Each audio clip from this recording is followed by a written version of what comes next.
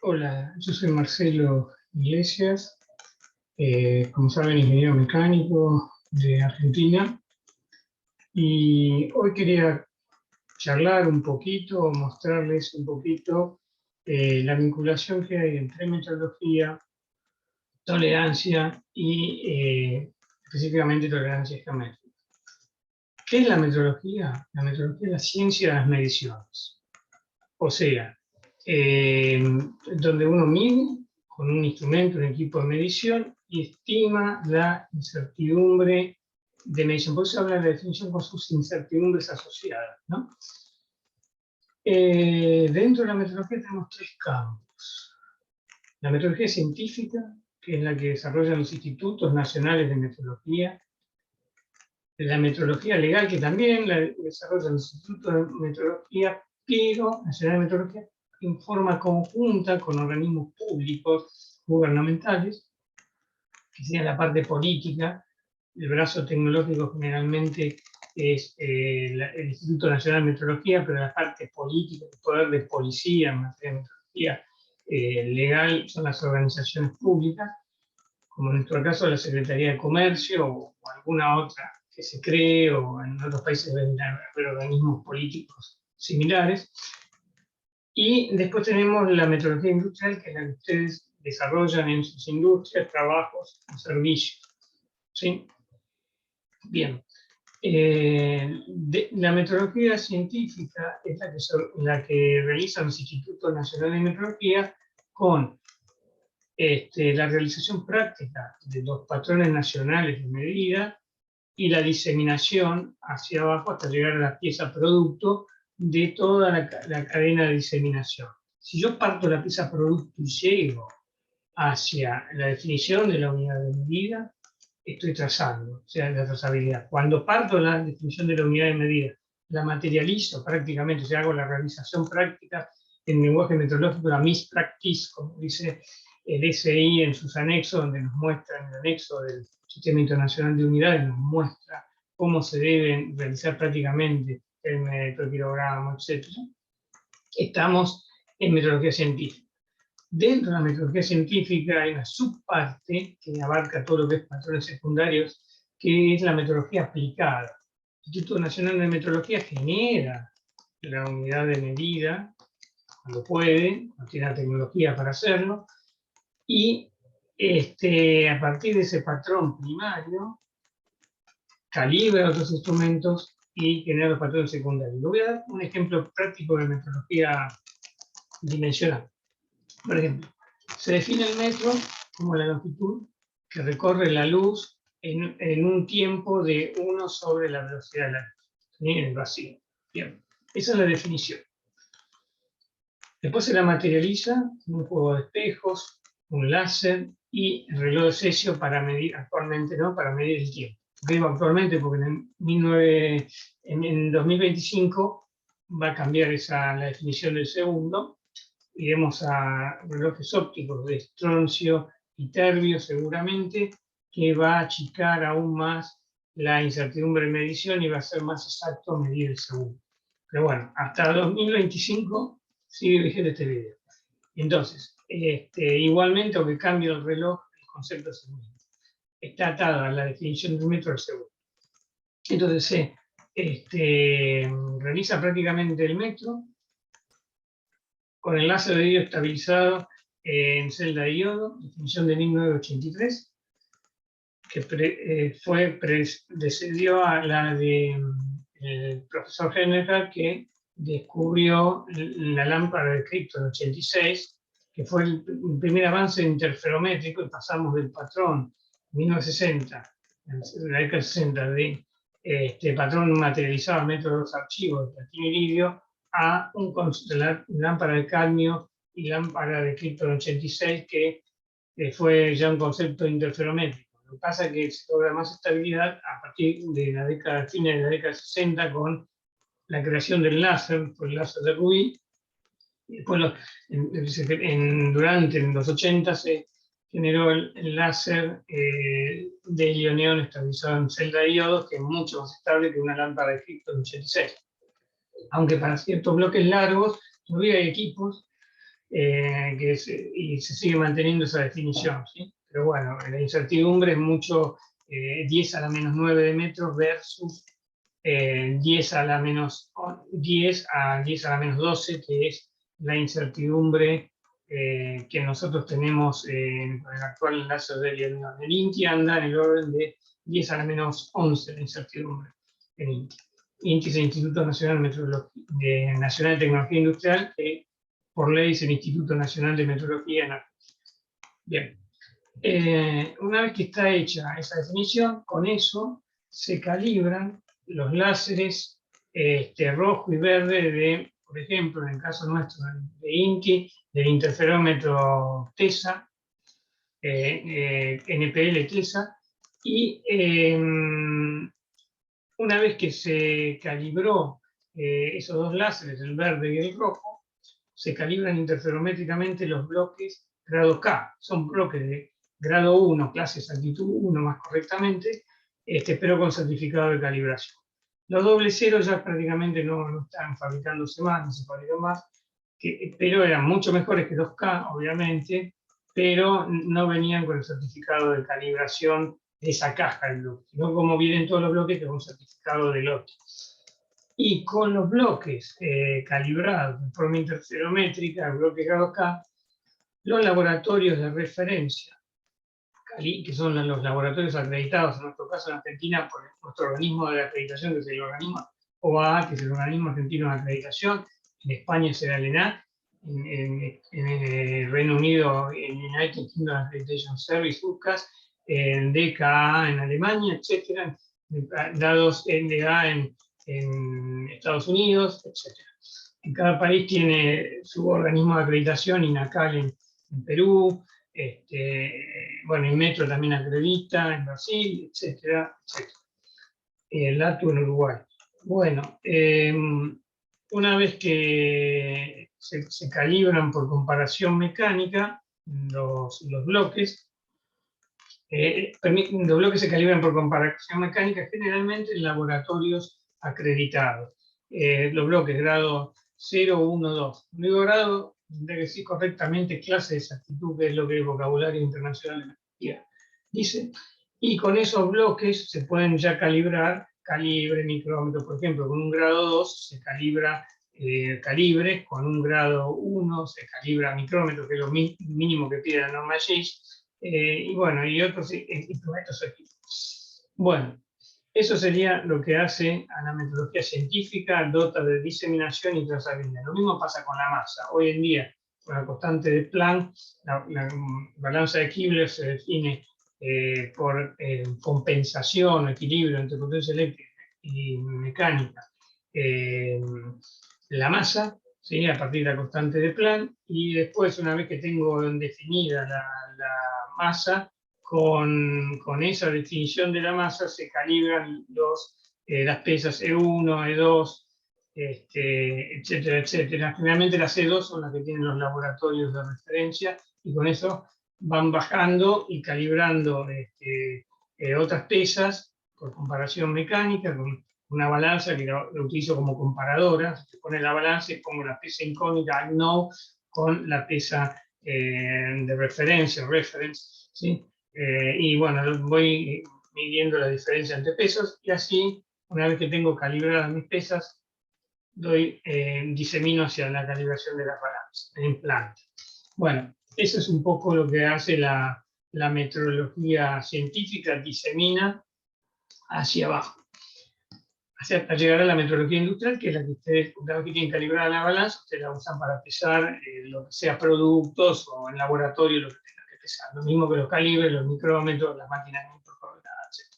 Eso es metrología industrial. Metrología legal es cuando tenemos un hecho comercial entre dos partes, cuestiones de salud ocupacional, medio ambiente. ¿Por qué digo salud ocupacional? Porque salud puede ser la medicina. Por ejemplo, los termómetros digitales, hoy en día los llamamos de mercurio, se calibran en todos los institutos nacionales de metrología, en Argentina, en INTI. Después tenemos la calibración de balanzas, de básculas, de tanques, de lo que son los cinemómetros, o sea, las fotomultas, ¿sí? Los surtidores. Bueno, hay un montón de campos en donde interviene el comercio, pero también un decibelímetro. Yo tendría que tenerlo bajo la órbita, es metrología legal, porque yo estoy midiendo con eso los decibeles de una planta, ¿sí? Entonces, debe tener una buena trazabilidad de eso, debería trabajarlo, calibrarse en un laboratorio acreditado o enviarlo a un Instituto Nacional de Metrología, desde el punto de vista del usuario. Y debería estar también bajo metrología legal, como están las cintas métricas, que también están los metros articulados, etcétera, que también están dentro de la órbita de metrología legal. Metrología legal no va al usuario, es el fabricante del equipo o el importador que quiere importar. Entonces, 4 estadios en metrología legal. Primero, la aprobación de modelo, que es mucho más estricta, como si fuera un ensayo, no digo destructivo, pero se agarra el prototipo y se lo analiza a fondo, se lo recontracalibra, se lo cruza con la documentación presentada, distintas pruebas que van más allá de la calibración. Una vez que está aprobado el modelo, o sea, el prototipo, la persona puede ser el importador o el fabricante, si es acá en Argentina, hace la partida piloto. Antes de salir al mercado, la partida piloto se hace una verificación primitiva, comparando siempre contra la aprobación de. Y una vez que hice la primitiva, se es exitosa en la primitiva, ya se hace la verificación periódica. Va al Instituto Nacional de Metrología, toma en el lugar del fabricante, del lote finalizado fabricado, y hace una verificación. Y después lo último que se hace es la verificación de uso, que es tomar del mercado productos y ver si coincide con la aprobación de modelo. Con los surtidores es lo que se hace. Yo voy a hacer la verificación en uso del surtidor, veo que cumpla siempre con la aprobación de modelo. Cualquier modificación que se haga en el surtidor, ya hay que hacer una aprobación de modelo nuevo, ¿sí? O sea, eso hay que tenerlo en cualquier instrumento, ¿sí? Hay que usar todo el ciclo nuevo. Bueno, eso es la metrología legal.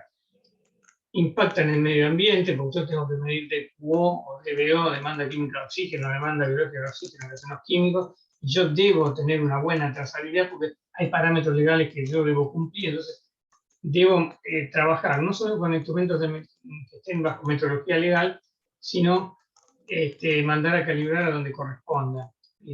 Cuando digo corresponda, al laboratorio acreditado o al Instituto Nacional de Metrología. Eso en cuanto a las balanzas, por ejemplo. Las balanzas son todas, los fabricantes están bajo metrología legal. Si yo compro una balanza y no tiene la aprobación de modelo, cuando me lo venga a calibrar o el INTI, o generalmente los laboratorios acreditados, por el OA o de la red SAC, no me van a extender un certificado con el logo, porque no pueden ellos calibrar balanza que no estén con aprobación de modelo. Bueno, eso es en torno a la metrología y sus ramas específicamente. Después, cuando hablamos, yo ya hablé de metrología dimensional, pero hay varios tipos de metrología. Metrología de temperatura, de presión, de masa, de fuerza, de luminotecnia, de acústica, de vibraciones, metrología eléctrica, y todas esas entrarían dentro de la metrología física. Después tenemos la metrología química, que está representada por una sola unidad, que es el mol. El resto de las 7 unidades de base, el kilogramo, el metro, el segundo, el ampere, el kelvin, la candela, todas son magnitudes de la metrología física. ¿Sí? Bueno, y hoy en día, ¿qué ha pasado? En el 2018 un gran cambio. Pasamos de la metrología de patrones materializados, medidas materializadas, el último gran exponente fue el kilogramo patrón, la pesa de 1 kilo, a constantes universales, con los 4 cambios que vimos ahora, que son el ampere, el kilogramo, el kelvin, dentro de esos cambios esenciales que tuvimos. Bueno, la candela no cambió, el segundo tampoco cambió, y sí el mol, porque ahora se trabaja el mol con la constante de Planck. O sea, 3 físicas y 1 química. Y después van a volver a cambiar todas en 2025, las 6 físicas, porque va a cambiar seguramente el segundo. Así que ahí las 6 constantes físicas están atadas al segundo. Por eso es donde cambia el segundo, cambia el resto. Y si baja la incertidumbre en el segundo, va a bajar también seguramente en el resto. Y las constantes van a terminar siendo realmente constantes, como es hoy en día la constante de la luz, que no tiene incertidumbre, ¿sí? Es tan pequeña que es despreciable. O sea, la tendencia es esa, que las constantes sean constantes y que al no tener incertidumbre cero prácticamente, los reduzcan los niveles de incertidumbre en toda la cadena de diseminación.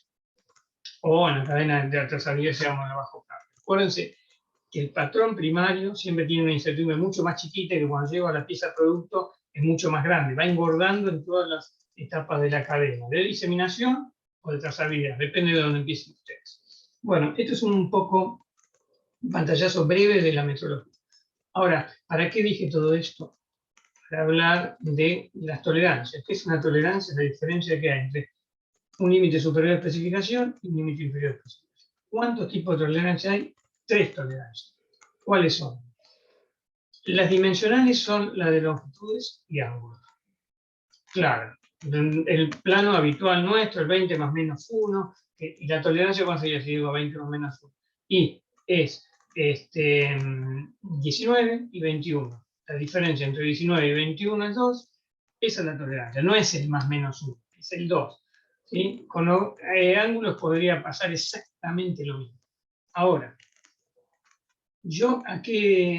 después, ¿qué hay? Hay 2 tipos de errores, los macrogeométricos y los microgeométricos. Los macrogeométricos son todos los errores que, mal llamados de forma, son errores geométricos, como cilindricidad, circularidad,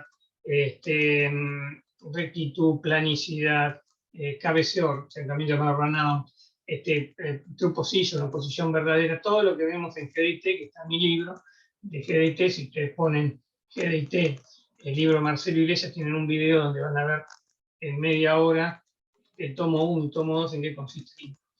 Y eso sería todo lo que engloba tolerancia geométrica. Y las tolerancias microgeométricas son tolerancias debidas a la textura superficial. ¿Qué es la textura superficial? Y, por ejemplo, yo tengo un proceso de arranque por viruta, ¿sí? Mecanizado por arranque por un torneado, fresado, puede ser en control numérico, máquinas universales, o un agujereado, lo que sea, embrochado, qué sé yo. Entonces, lo que hago, dice llanamente, es la máquina va a estar sujeta a vibraciones, en consecuencia, la herramienta de corte también, y va a generar ondulación en la pieza. Y como va a rayar a la pieza, por ejemplo, en un torneado se nota más la raya de mecanizado que en un lapidado, que es un pulido espejo, entonces va a tener lo que se llama rugosidad, ¿sí? Que son las rayas de mecanizado. Cuando yo hago un pulido espejo, elimino todas las rayas, obviamente es un proceso mucho más caro, un rectificado, un pulido espejo, que un torneado. Si está forjada la pieza, es mucho más burda, mucho más rugosa, ¿sí? Más áspera.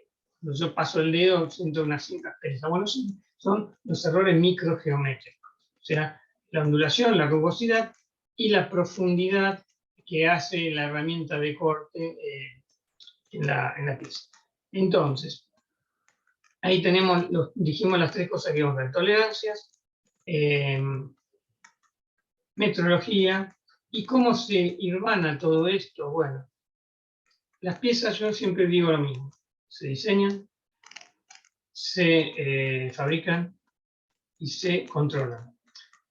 Esto tiene una lógica que lo inventó hace muchos años Deming, después de la Segunda Guerra Mundial, que es el famoso círculo de Deming de la calidad, que es PDCA. No es casual que Deming haya un premio Nobel, haya un premio Deming de calidad en Japón, ¿no? Porque fue el que desarrolló la calidad en Japón. Y es Plan, Do, Check y Act. Planificar, hacer, controlar y actuar. ¿Qué es lo que hacemos nosotros? Diseñamos, los ingenieros mecánicos. ¿Qué hacemos? Hacemos, fabricamos, controlamos, medimos, ensayamos, y si la pieza no salió del todo bien, hacemos un retrabajo, actuamos, o va scrap, directamente salió mal y tomamos alguna acción. Va scrap, la vendo como chatarra, bueno, actuamos, ¿sí? Bueno, es un poco lo que hacemos también nosotros, podemos hacer cuando nos vamos de vacaciones. Planificamos la vacación, hacemos las vacaciones, vamos controlando nuestros gastos durante las vacaciones y actuamos. Se nos paró el auto, se nos pinchó una rueda del auto en la ruta, tenemos que actuar, cambiar la rueda para llegar al destino. O sea, PDCA está en todo. Bueno, yo hay uno GDT con Deming, con el PDCA, con la parte de calidad, porque es un lenguaje, las tolerancias geométricas y sobre todo GDT, un lenguaje universal, simbólico, como lo dice mi maestro Jordi Sancho Ródenas, que escribió un libro que yo me basé también en sus enseñanzas para escribir el mío, que recomiendo también de tolerancias geométricas. Es un lenguaje universal, que es transversal y simbólico, que es transversal a todos los sectores de la empresa. Entonces, ese lenguaje impacta en el diseño, en la manufactura, en la metrología. Por eso todos tenemos que tener formación en GDT y conocer las herramientas de GDT y saber sobre GDT, cómo se fija una pieza, se inmoviliza para poder hacer operaciones de mecanizado. Inmovilizarla, en inglés es clampear, tu clamp, en la jerga hablamos de clampeo de piezas. La inmovilizamos para poder mecanizar. ¿Y qué es inmovilizar? Matarle o restringirle los 6 grados de libertad. 3 rotaciones y las 3 traslaciones. Y entra en juego una materia que vemos en ingeniería que es estática, ¿sí? Entonces, los grados de libertad, el famoso grado de libertad. Entonces, nosotros hacemos ese tipo de actividad y eso hay que conocerlo, y eso está acotado en el plano.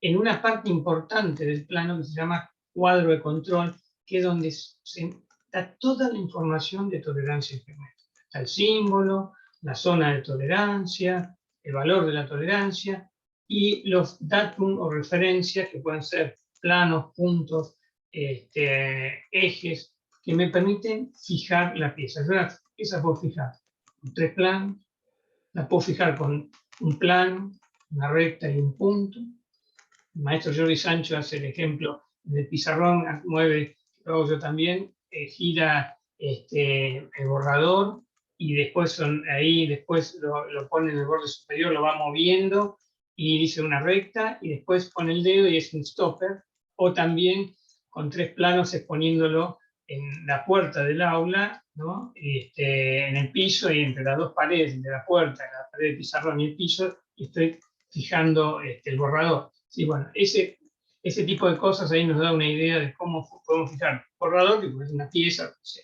Y en metrología tenemos que hacer lo mismo. Fijarla igual que el hombre de producción, el hombre, mujer o empleado de producción, ¿sí? Tenemos que hacer exactamente lo mismo en el laboratorio. Por eso es un lenguaje universal. O sea, fabricamos y medimos de la misma manera. Y los planos en tolerancia geométrica, que lo van a ver mucho en la industria automotriz, se acotan en forma de RPs, que son los puntos que le llamamos Datum Intercept Point, pero con las coordenadas X, Y, Z. Eligiendo una coordenada como 0 de referencia, todo pensado en que en una máquina de medir, en un laser tracker, en un brazo de medición, ¿sí? Hoy en día el diseñador tiene que pensar las tolerancias en ese tipo de instrumentos. Por eso es muy importante colocar el 0 de corte en un avión, en un tren, en un submarino, en una embarcación que sea. Yo tengo que colocar un 0 de corte. Por ejemplo, en un submarino va en el estabilizador, que está en la popa, atrás de todo, está el 0. Y de ahí voy numerando las cuadernas, que son como anillos, no sé, que es cilíndrico, hay que pegar la chapa, que un submarino, bueno, se pone en el estabilizador hasta que llega a proa, que será, por ejemplo, 80 metros, será la cuadrada 80.000. ¿Sí? Bueno, eso, y en un avión pasa exactamente lo mismo, por cuadrado, es muy parecido a un submarino. Un avión es otro medio, pero es digamos que es cilíndrico, parte cilíndrico. Entonces, en miles de vehículos que uno haga, tanto de industria aeroespacial, aeronáutica, naval, automotriz, se trabaja con los sistemas de RPS. Entonces es muy importante pensar en esto, porque en producción también hay máquinas de doble pórtico, por ejemplo, para medir una carrocería. Y entonces hay que saber clampearlo y hay que saber dónde está el cero de cota para de ahí medir todas las cotas, o nosotros en Argentina llamamos cotas, dimensiones, como quieran llamarle ustedes, a la pieza. Bueno, esto sería un poquito, brevemente, así explicado. Después yo voy, en algunos videos, voy a ir mostrando parte de tolerancias geométricas con algunas presentaciones en PowerPoint para ir hablando al respecto.